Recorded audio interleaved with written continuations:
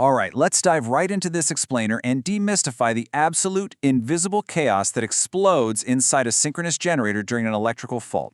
We're talking about those massive, heavy-duty machines that keep offshore platforms and critical industrial infrastructure running, when literally everything is on the line. So what exactly happens inside a generator in the exact millisecond a short circuit strikes? Usually we just think of an electrical fault as this one instantaneous event, right? Boom, the breaker trips, the lights flicker, or maybe something much worse happens.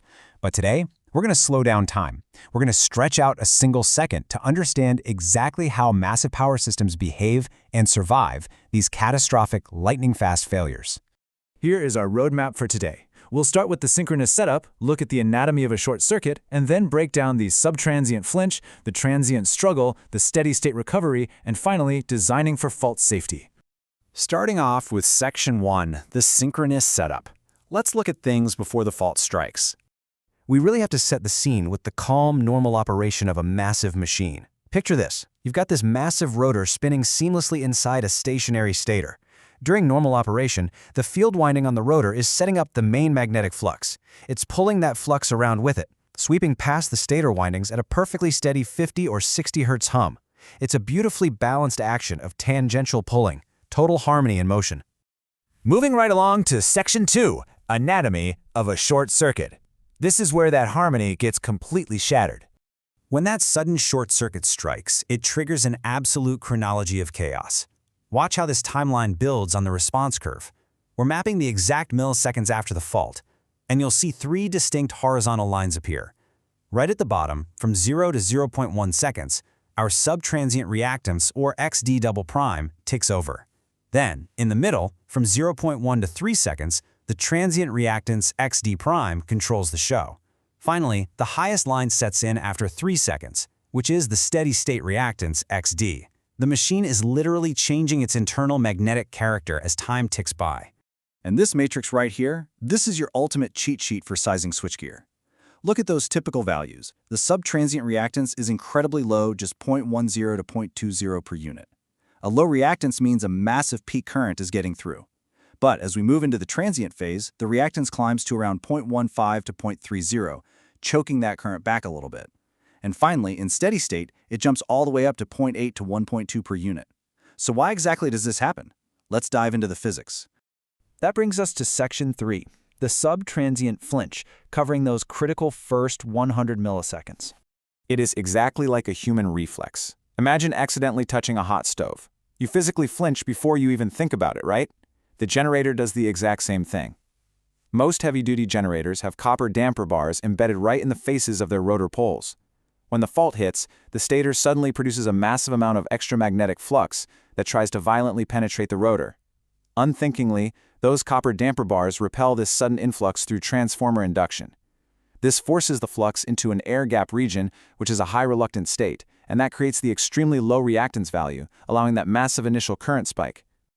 To calculate this initial asymmetrical peak, watch how the physical circuit diagram builds step by step.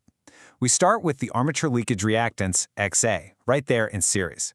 Now, because the fault is fresh, both the main field winding and those protective damper bars are reacting at the exact same time. So we add the parallel combination of the field reactance, XF, and the damper reactance, XKD. Those damper bars are providing that crucial low-reluctance path for the leakage flux. And here is the formula tracing that exact physical circuit path. X double prime is approximately equal to XA plus the parallel combination of XF and XKD. It looks simple, but this single formula is an absolute lifesaver. It is how you predict the absolute worst-case scenario, the peak-making current that your system will experience in the very first cycle of a fault.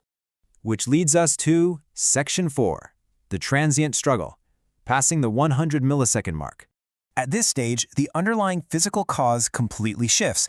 That initial subtransient flinch of the damper bars, it decays away incredibly fast. Now, the deeper field winding has to step up and take the brunt of the assault. The machine is actively using transformer induction in the field winding to try and maintain constant flex linkages across the air gap. Because the physical dimensions of the field winding are different from the damper bars, the machine's internal reactance actually climbs, creating that conscious struggle, the transient state we see right in the middle of our timeline. This struggle phase is absolutely crucial because it dictates the fault-breaking currents right when your safety circuit breakers finally start to open. Remember, massive mechanical circuit breakers don't just open by magic. They take a few cycles to physically pull their contacts apart. By the time they actually do, the initial subtransient spike is gone. The breaker is fighting the transient current. If your transient reactance calculations are off, your breaker might fail to extinguish the arc, and that leads to a total system meltdown. Next up, Section 5, the steady state recovery, taking place after 3 seconds. By this point, all those rapid violent transients have completely decayed. The system's automatic voltage regulator, or AVR, looks around and realizes the terminal voltage has completely collapsed due to the fault. So, in a desperate bid to keep the system alive, the AVR forces the exciter to its absolute ceiling voltage. It's giving it everything it's got. This maximum output, fighting against the high steady-state synchronous reactance, is what dictates the final, sustained fault current flowing through your cables. Finally, we reach Section 6, Designing for Fault Safety. How do we survive this? Now, you might be wondering, why does this granular, chronological breakdown of invisible chaos actually matter to an engineer standing out on an offshore rig? Well, it's because these reactances are protecting you against violently real physical forces. We're talking about scenarios like a 30,000 amp symmetrical making current hitting your main 11 kilovolt switchboard. If you don't correctly account for the subtransient and transient reactances contributed by every single generator and even every large motor on your platform, the magnetic forces of those 30,000 amps will literally rip your copper bus bars right off their mounts. So, I want to leave you with this thought. Knowing the extreme, violent physical forces hiding inside just a fraction of a second, are your system designs truly prepared to survive the 3 reactances? By taking the time to stretch out that single second of chaos, you can ensure your real-world systems take the hit and keep on running. Thanks for joining me on this deep dive, and keep designing safe systems.